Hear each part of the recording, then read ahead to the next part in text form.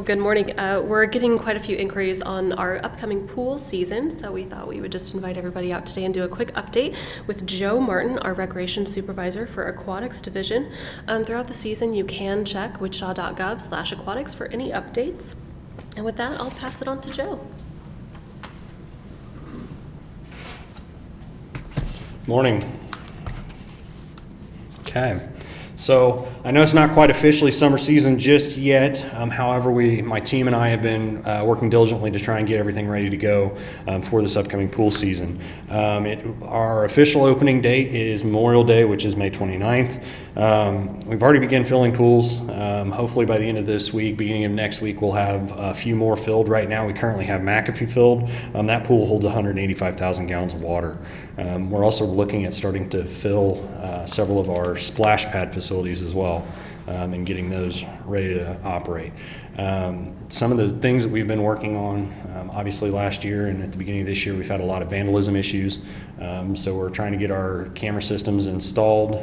City Council approved us to spend some funds to get some cameras installed. So we're obviously working through that to try and get those all put together and put in. Because at the end of the day, like when people are coming in and vandalizing and destroying the facilities, it's taking away our time and taking away the time of others that are having to come out and fix these things, and then ultimately it's costing taxpayer dollars to get them fixed and ready to rock and roll and move forward with opening them. Pool locations and hours are going to be you'll be able to find them online at wichita.gov/aquatics.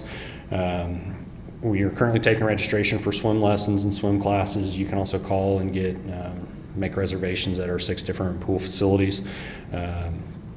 Some of the kind of fun events that we do at the pools is we do offer some scuba classes.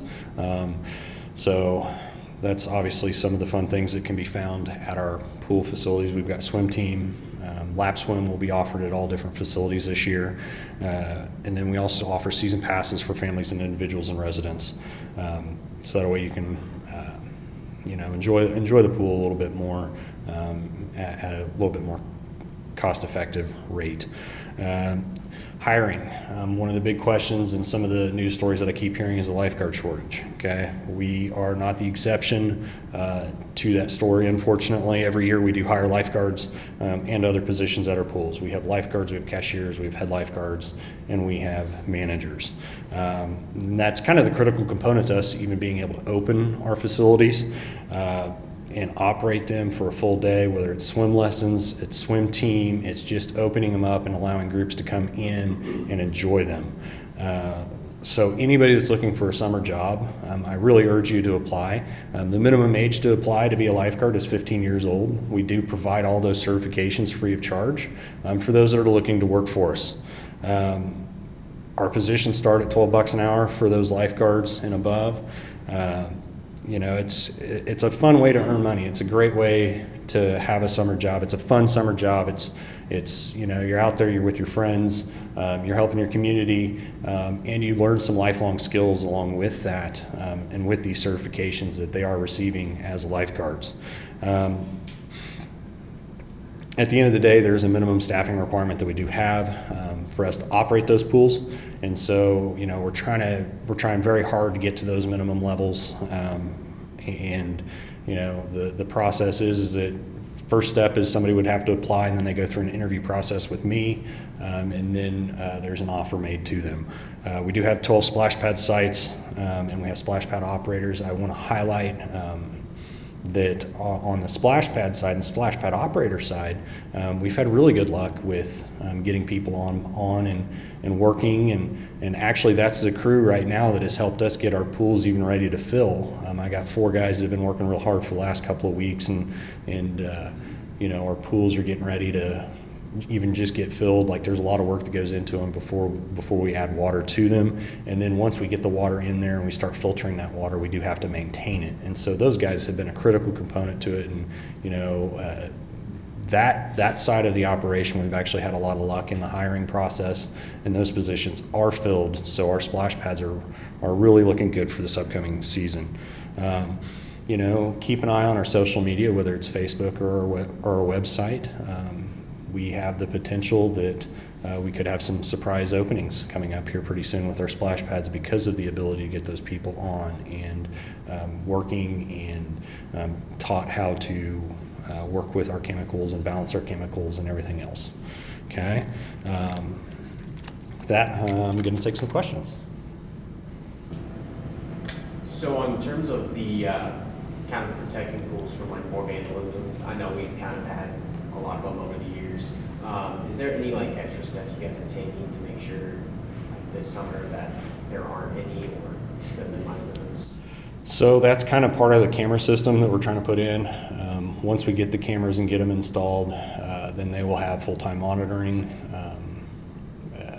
And the other side of it is with technology, the way that it's going, those cameras are going to be tied to some software that'll be able to detect people. So it's not like if like you put a motion sensor light up at your house and a leaf blows across the yard, it kicks on the light. It's not going to be like that. Like it'll be able to detect when somebody approaches or somebody is inside of a designated area that they shouldn't be in. Will those be installed by Memorial Day? I don't actually know the answer to that question. I know that I've been working on that project since December.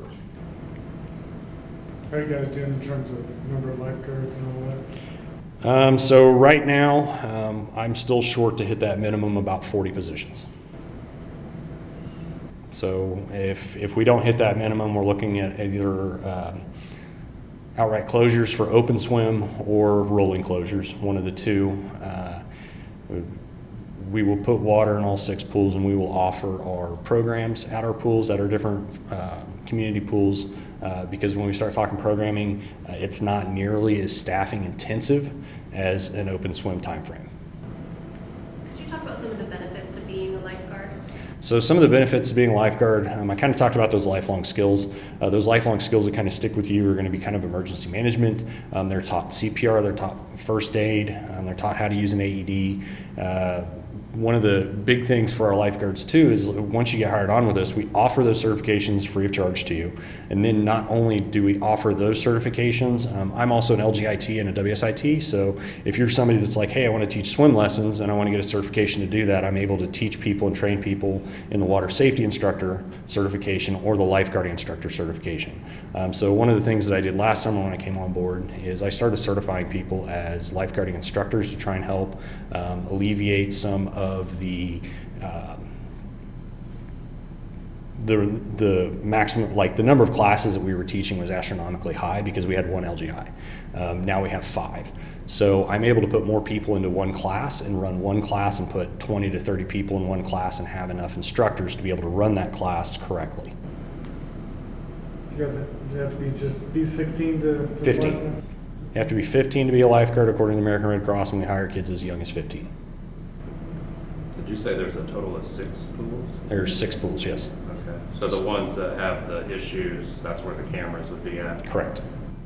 Actually, all 6 pools are going to get cameras. Oh, okay. What's the biggest challenge about just getting things ready to go?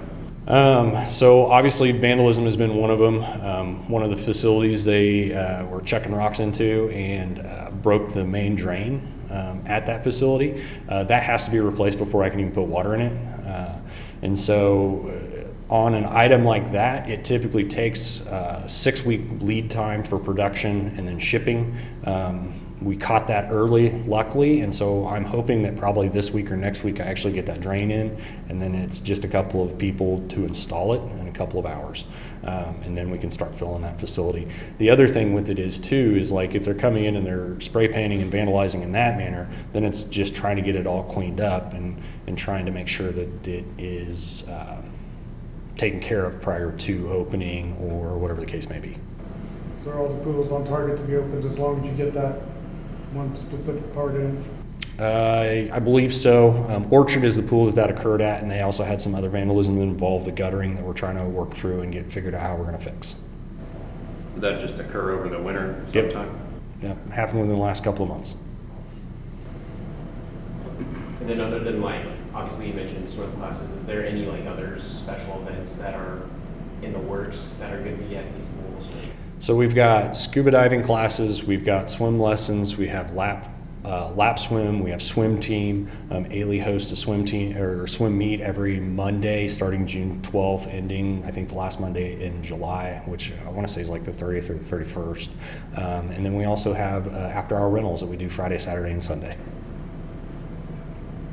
And then we host a lot of different groups, whether it is latchkey groups or summer discoveries, summer activity camps. They also attend our pools. And you'll be able to still put all of those on with the shortage of lifeguards? So the groups actually attend during open swim time, and because of the size of a lot of those groups, if we end up closing because we don't have enough lifeguards for open swim, then we're going to have to move those groups to other facilities that are open or able to open based upon the staffing levels that we have.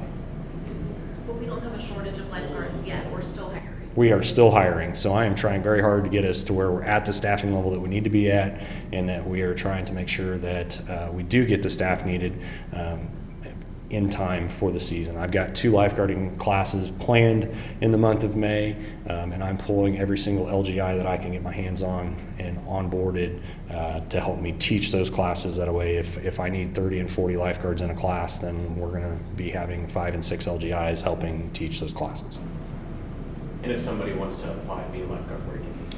So on our website, wichita.gov/aquatics, at the top, there's a button that says apply for lifeguard, head lifeguard, lifeguard 1, lifeguard 2, splash pad operator, swimming pool manager. The main difference between the lifeguard 1 and lifeguard 2 is that lifeguard 2 has a minimum requirement of age of 16 and then a instructor level certification. And so at the age of 16, you can get your water safety instructor. So really that lifeguard 2 is there as those individuals that are certified and ready and wanting to teach our swim lessons.